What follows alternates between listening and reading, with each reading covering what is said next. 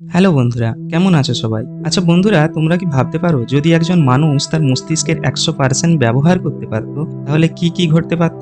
আজ আমরা এমনই এক রহস্যময় এবং সায়েন্স ফিকশন গল্প নিয়ে হাজির হয়েছি, যেখানে একজন সাধারণ মেয়ে এক অদ্ভুত ঘটনার মাধ্যমে এমন এক ক্ষমতা পেয়ে যায় যা একজন সাধারণ মানুষ কল্পনাও করতে পারে না। মেয়েটি ধীরে ধীরে এমন সব কাজ করতে থাকে যা আগে কোনো মানুষ কখনো করতে পারেনি। যেমন কোনো জিনিস না ছুঁয়ে নাড়ানো, সময়কে থামিয়ে দেওয়া, মানুষের মনের কথা বুঝে নেওয়া। 2014 সালে মুক্তিপ্রাপ্ত লুসি সিনেমাটি একদিকে যেমন অ্যাকশন আর থ্রিলারে ভরপুর, অন্যদিকে এই সিনেমা আমাদের ভাবায় যে যদি সত্যিই কেউ তার মস্তিষ্কের পুরো শক্তি ব্যবহার করতে পারত, তাহলে সে পৃথিবীকে কেমন ভাবে বদলে দিত। তাহলে আর দেরি না করে চলো ডুব দিই লুসি সিনেমার অসাধারণ জগতে। সিনেমার শুরুটা বেশ আলাদা। প্রথমেই দেখানো হয় কিভাবে পৃথিবীর সৃষ্টি হয়েছে। আদিম কাল থেকে শুরু করে জীবনের বিবর্তনের চিত্র তুলে ধরা হয়। এরপর দেখা যায় পৃথিবীর প্রথম নারী বানর লুসিকে, যার নাম দিয়ে সিনেমার নামকরণ। এরপর হঠাৎ করেই গল্পটি টাইম ট্রাভেলের মাধ্যমে বর্তমান সময়ে এসে পড়ে। আমরা দেখতে পাই রিচার্ড নামের এক যুবককে। সে তার প্রেমিকা লুসিকে একটি বিশেষ কাজের কথা বলে। যদিও আগের রাতেই তারা একটি পার্টিতে অংশ নিয়ে প্রচুর মদ্যপান করেছিল,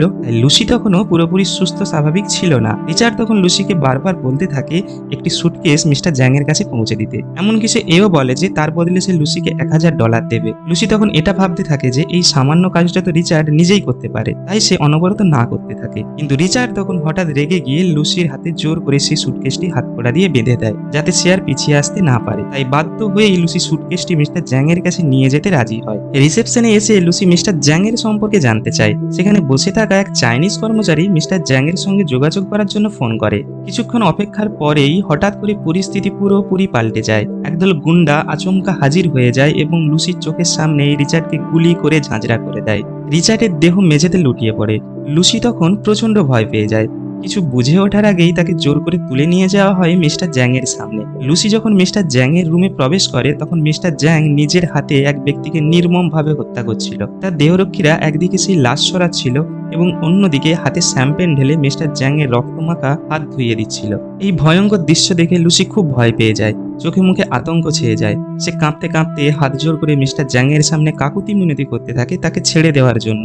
মিস্টার জ্যাং চাইনিজ হয় লুসি যা বলছিল সেটা একদমই বুঝতে পারছিল না, তাই সে একজন ট্রান্সলেটরকে ফোন করে। লুসি সেই ট্রান্সলেটরকে বলতে থাকে যে সে কিছুই করেনি। রিচার্ড তার শুধুমাত্র একজন বন্ধু ছিল, আর যার সাথে সে গত রাতে পার্টি করেছিল।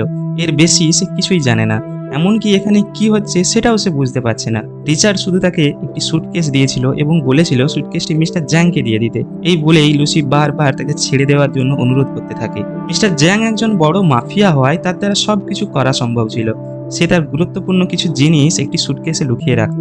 যদিও এই কাজের জন্য রিচার্ডকে সে ব্যবহার করেছিল, তবুও রিচার্ডের উপর তার একেবারেই ভরসা ছিল না। তাই সে সরাসরি লুসিকেই নির্দেশ দেয় পাসওয়ার্ড দিয়ে সুটকেসটি খোলার জন্য। এদিকে ঘরে উপস্থিত সবাই দূরে সরে গিয়ে বন্দুক তাক করে দাঁড়িয়ে থাকে, কারণ তারা ধারণা করেছিল সুটকেসের ভিতরে হয়তো কোনো বিস্ফোরক বা বিপজ্জনক কিছু আছে। লুসির মনে হচ্ছিল হয়তো এটাই তার জীবনের শেষ দিন। হয়তো এখনই চারদিক কেঁপে উঠে একটা বোমা বিস্ফোরণ ঘটবে, অথবা সামনের মানুষগুলো তাকে গুলি করে শেষ করে দেবে। শেষ নিঃশ্বাস নিতে নিতে লুসি ধীরে ধীরে সুটকেসটি খোলে। কিন্তু অবাক করার মতো ব্যাপার, সুটকেস খোলার পর কোনো বিস্ফোরণই ঘটলো না। কোথাও কোনো বোমার অস্তিত্বই নেই। তাহলে প্রশ্ন হলো, এই সুটকেসের ভিতরে আসলে কি ছিল? আসলে সেখানে ছিল এক ভয়ঙ্কর রাসায়নিক পদার্থ, যার নাম CpH4। শুনে সাধারণ লাগলেও এই জিনিস কিন্তু একেবারেই সাধারণ কিছু নয়। বলা হয়ে থাকে একজন 6 মাসের গর্ভবতী নারীর দেহে এই CpH4 খুব সামান্য পরিমাণে তৈরি হয়, যা গর্ভের শিশুর অঙ্গ প্রত্যঙ্গ গঠন করার জন্য কাজে লাগে। এরপর ড্রাগটা কতটা শক্তিশালী তা পরীক্ষা করার জন্য জ্যাং তার দলের একজন নেশাখোরকে সামনে নিয়ে আসে, আর তার হাতে দেওয়া হয় সে ভয়ঙ্কর CpH4 এর সামান্য এক দানা। আর সেটা সে নাকে টানতেই মুহূর্তের মধ্যে তার শরীর যেন কেঁপে ওঠে এবং সে অস্বাভাবিক আচরণ করতে শুরু করে। জোরে জোরে হাসতে থাকে, গালাগালি দিতে থাকে। এই সময় জ্যাং সেই ড্রাগ নেওয়া লোকটিকে মেরে ফেলে এবং ঠিক করে যে লুসিকে দিয়ে একটি বিশেষ কাজ করাবে। এখানেই সিনেমার দৃশ্যটি শেষ হয়ে যায়। নতুন দৃশ্যে দেখা যায় প্রফেসর নরম্যান একটি সেমিনারে বক্তৃতা দিচ্ছেন। তিনি বলছেন মানুষের মস্তিষ্ক এই পৃথিবীর সব জীবের মধ্যে সবচেয়ে উন্নত, কিন্তু আশ্চর্যের বিষয় হলো আমরা আমাদের ব্রেনের মাত্র 10% ব্যবহার করি দৈনন্দিন জীবনে। অন্যদিকে বেশিরভাগ প্রাণী মাত্র 5% ব্রেন ব্যবহার করে। তবে একটি ব্যতিক্রম আছে, ডলফিন। এই জলজ প্রাণীটি তার মস্তিষ্কের প্রায় 20% ব্যবহার করতে পারে। শুধু তাই নয়, ডলফিনেরা জলের নিচে বিশেষ ধরনের ওয়েভ বা তরঙ্গ পাঠিয়ে নিজেদের মধ্যে যোগাযোগ করে। প্রফেসর বলেন, ভাবুন তো, যদি আমরা মানুষরাও আমাদের মস্তিষ্কের 20, 30 বা 50% ব্যবহার করতে পারতাম তাহলে কেমন হতো? হয়তো তখন আমাদের পক্ষে অসম্ভব বলতে কিছুই থাকতো না। পরবর্তী দৃশ্যে দেখা যায় লুসির জ্ঞান ফিরে আসে ও পেটে ব্যথা অনুভব করতে থাকে। তখন সে বুঝতে পারে এইমাত্র তার একটি সার্জারি হয়েছে। লুসির মনে হচ্ছিল হয়তো সেই লোকগুলো তার কিডনি কেটে নিয়েছে। ঠিক তখনই কিছু গুন্ডা আসে এবং লুসিকে মিস্টার জ্যাং এর সামনে নিয়ে যায়। সেই সময় একটি লোক লুসির সামনে এসে শান্তভাবে লুসিকে বলে, চিন্তা করো না, তোমার শরীর থেকে কোনো অঙ্গ কাটা হয়নি, বরং তোমার পেটের ভিতরে একটি ড্রাগের প্যাকেট রাখা হয়েছে। এখন তোমার কাজ শুধুমাত্র সেই প্যাকেটটিকে ঠিক জায়গায় পৌঁছে দেওয়া। এরপর দেখা যায় সেখানে আরো 3 জনকে ধরে আনা হয়েছে। তাদের সবার শরীরেও একইভাবে অপারেশন করে ড্রাগ ভরে দেওয়া হয়েছে।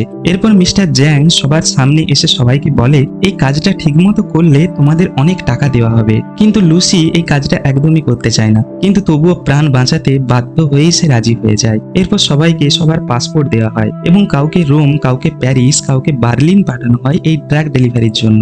এরপর গল্পটি ঘুরে যায় এবং সেই প্রফেসরের লেকচারটি দেখানো হয়। প্রফেসর বলছিলেন মানুষের ব্রেন ভগবানের অদ্ভুত সৃষ্টি। কিছু বছর আগে আইনস্টাইন নামের একজন ব্যক্তি ছিলেন যিনি তার ব্রেনের 12% ব্যবহার করেছিলেন। তখনই অডিয়েন্সের মধ্যে থাকা একজন ব্যক্তি উঠে দাঁড়িয়ে নরম্যানকে জিজ্ঞাসা করে, স্যার তাহলে কোনো মানুষ যদি তার ব্রেনের 100% ব্যবহার করে তখন কি হবে? প্রফেসর তখন চুপ হয়ে যায়, কারণ এই প্রশ্নের উত্তর ওনার কাছে অজানা ছিল। এরপর গল্প আমাদের ফিরিয়ে নিয়ে যায় লুসির কাছে। সেখানে কিছু গুন্ডারা মিলে লুসিকে আটকে ফেলে এবং লুসিকে ব্যবহার করতে চায়।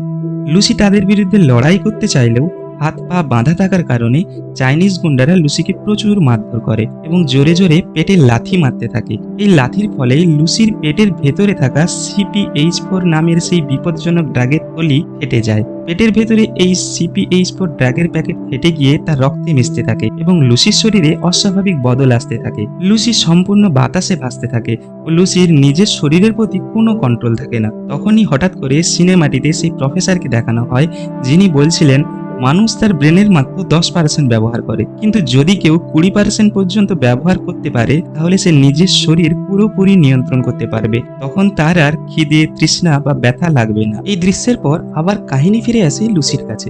লুসির শরীরে এখন সেই শক্তিশালী CPH4 ড্রাগ কাজ করতে শুরু করেছে এবং তার ব্রেন এখন 20% পর্যন্ত অ্যাক্টিভ হয়ে গেছে। এখন লুসির মধ্যে দেখা যায় অদ্ভুত পরিবর্তন। এক গুন্ডা যখন তার সামনে আসে, লুসি কোনো দেরি না করে তাকে খুব মারধর করে, তার কাছ থেকে বন্দুক কেড়ে নেয় এবং খুব নিখুঁতভাবে একের পর এক বাকি গুন্ডাদের গুলি করে মেরে ফেলে। এরপর সে সেখানে শান্তভাবে বসে খাবার খেতে শুরু করে। তার শরীরে গুলির চিহ্ন থাকলেও লুসির মুখে ব্যথার কোনো ছাপ ছিল না। সে নিজেই নিজের শরীর থেকে গুলি টেনে বের করে ফেলে, একটু কষ্ট না পেয়ে। এরপর কিছু বন্দুক নিয়ে হসপিটালে যাওয়ার জন্য লুসি বেরিয়ে পড়ে। হসপিটালের টিভি স্ক্রিনে লেখা দেখে সে চাইনিজ শিখে ফেলে এবং সোজা একটি হসপিটালের ওটিতে ঢুকে পড়ে, যেখানে একজন রোগীর সার্জারি চলছিল। লুসি সেই রোগীটির ব্রেন স্ক্যান করে বলে যে ইনি এমনিতেই বাঁচবেন না।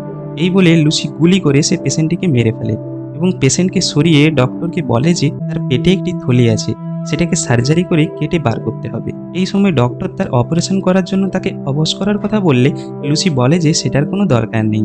সার্জারি চলাকালীন লুসি তার মাকে ফোন করে এবং ফোন করে বলে, মা, আমার এখন এমন মনে হচ্ছে আমি জন্মের পর থেকে আজ পর্যন্ত যা কিছু ঘটেছে আমার সব মনে আছে। কিভাবে তুমি আমাকে কোলে নিয়ে খেলতে, কিভাবে তুমি আমাকে ভালোবাসতে, এমনকি তোমার দুধের স্বাদটাও আমার মনে আছে।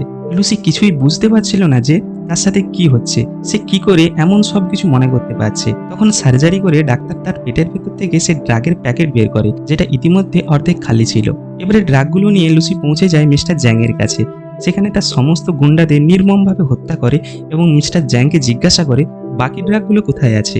ড্রাগগুলি খুব দামি হয় মিস্টার জ্যাং তাকে সেটা বলতে চায় না। লুসি তখন হাত বাড়িয়ে তার কপালে আঙুল রাখে। এক মুহূর্তে যেন লুসি মিস্টার জ্যাংয়ের মস্তিষ্কের ভিতর ঢুকে পড়ে। স্মৃতির পর্দা যেন একটার পর একটা খুলে যেতে থাকে।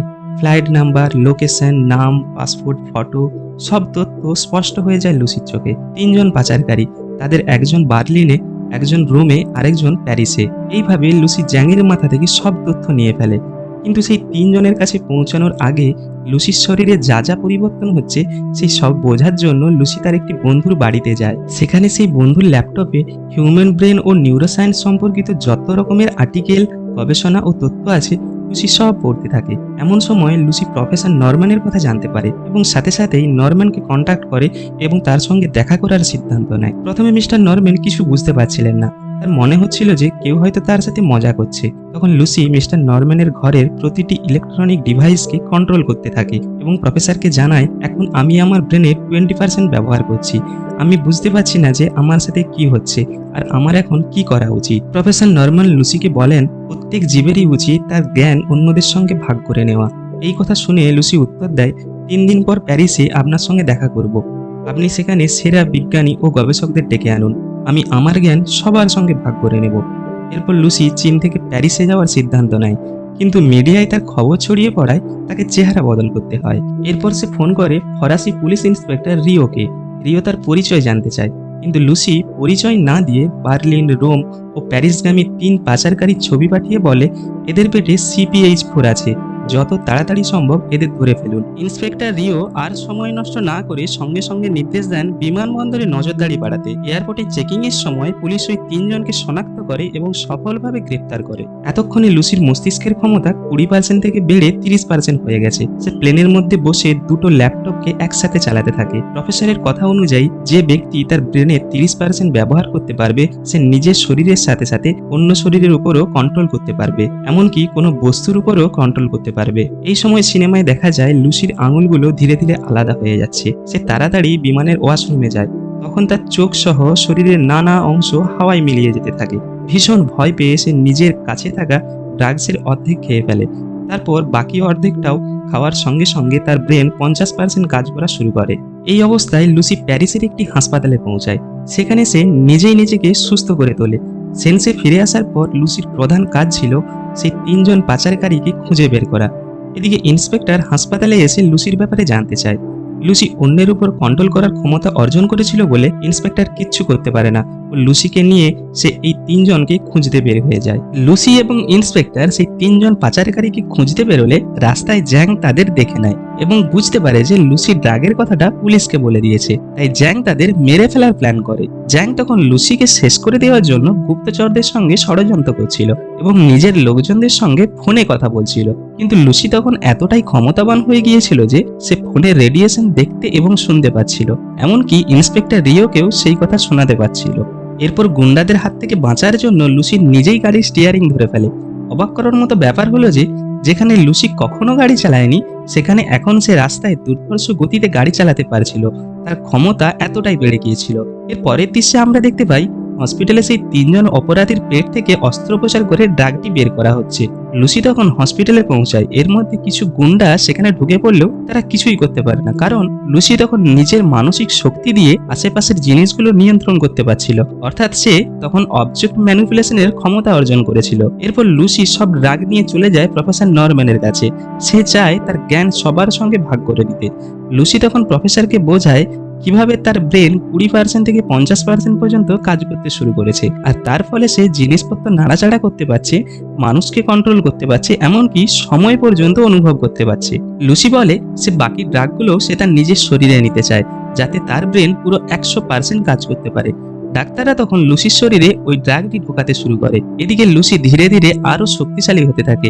তার মাথার ভেতরে যে জ্ঞান জমা হচ্ছে সেগুলো সে প্রফেসর আর অন্য বিজ্ঞানীদের সঙ্গে শেয়ার করতে থাকে। কিন্তু ঠিক তখনই দেখা যায় জ্যাং ও তার গুন্ডারা হসপিটালে এসে পড়েছে। ওদের উদ্দেশ্য লুসিকে মেরে ফেলা আর সব কিছু ধ্বংস করে ফেলা।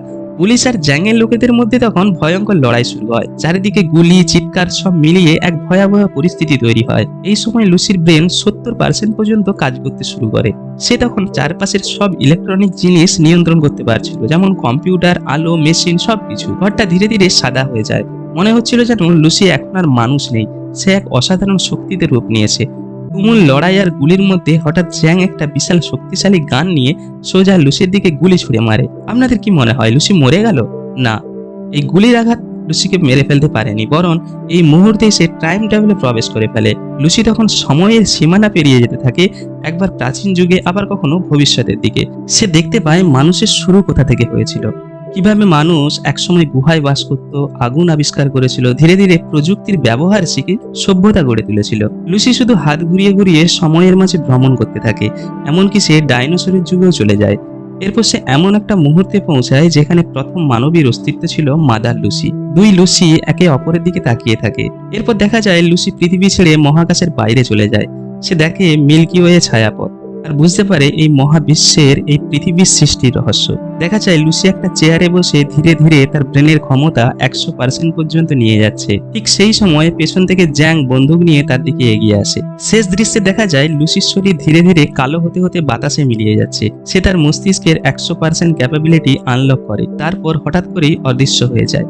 লুসি তার সব অর্জিত জ্ঞান একটি পেন ড্রাইভে সংরক্ষণ করে প্রফেসর নরম্যানের হাতে দিয়ে দেয়। এদিকে ঠিক তখনই ইন্সপেক্টর রিও জ্যাংকে গুলি করে মেরে ফেলে। চারপাশে সব শান্ত, কিন্তু প্রশ্ন রয়ে যায়, লুসি কি সত্যিই মারা গেছে? এই প্রশ্নের উত্তর দেয় এক ছোট্ট মেসেজ, যা রিওর ফোনে আসে। I am everywhere. মানে লুসির শরীর না থাকলেও সে এখন পুরো মহাবিশ্বে ছড়িয়ে গেছে, সে এখন সব জায়গাতেই আছে।